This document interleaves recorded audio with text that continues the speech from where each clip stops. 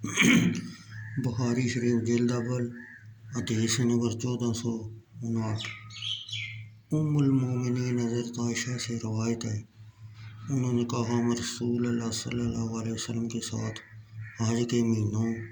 اور حج کی راتوں اور حج کے موسم میں نکلے، اور ہم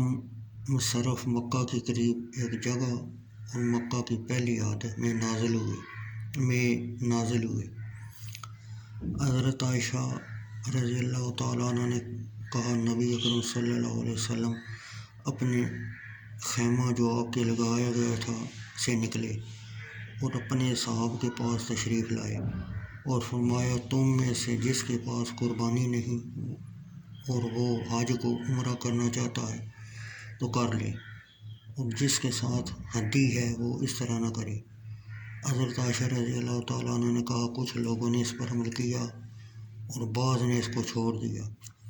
حضرت عائشہ رضی اللہ تعالیٰ عنہ نے کہا بہرحال رسول اللہ اکرم صلی اللہ علیہ وسلم اور آپ کے صحابہ میں سے چند لوگ وہ اس کی استطاعت رکھتے تھے اور ان کے ساتھ قربانی کے جانور تھے،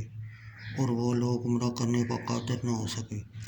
حضرت عائشہ نے کہا رسول اللہ صلی اللہ علیہ وسلم میرے پاس تشریف لائے اور میں رو رہی تھی۔ آپ نے فرمایا بولی بالی کیوں رو رہی ہو؟ میں نے عرض کیا یا رسول اللہ صلی اللہ علیہ وسلم میں نے آپ کی بات چیت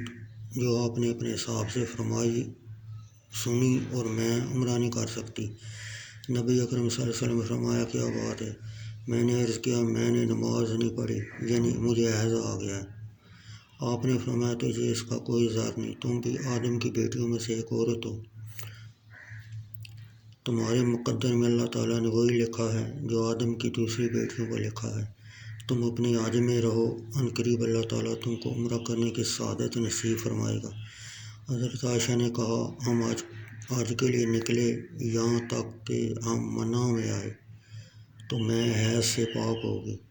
پھر میں منا سے نکلی اور غسل کرنے کے بعد بیت اللہ کا طواف کیا، یعنی طواف زیارت۔ حضرت عائشہ رضی اللہ تعالیٰ عنہ نے کہا پھر آپ اور آپ کے ساتھ آخری قافلہ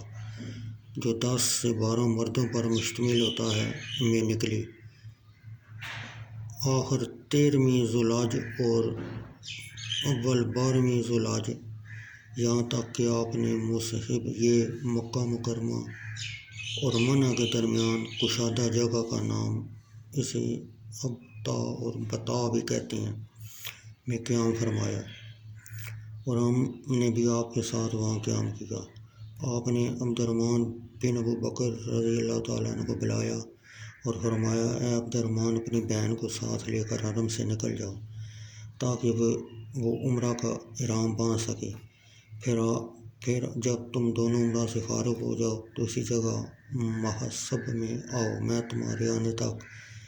تمہارا انتظار کروں گا۔ حضرت عائشہ نے کہا ہم دونوں حرم سے باہر نکلے یہاں تک کہ میرا بھائی طواف سے فارغ ہو گئی، پھر میں صبح صادق کے وقت آپ کے پاس آئی، آپ نے فرمایا کیا تم عمرہ سے فارغ ہو گئے ہو؟ کہا ہاں، تو نبی اکرم صلی اللہ علیہ وسلم نے اپنے اصحاب میں کوچ کا اعلان فرمایا تو لوگ چل پڑے، اور آپ بھی مدینہ منورہ کی طرف متوجہ ہو کر راہ سفر اختیار فرمایا۔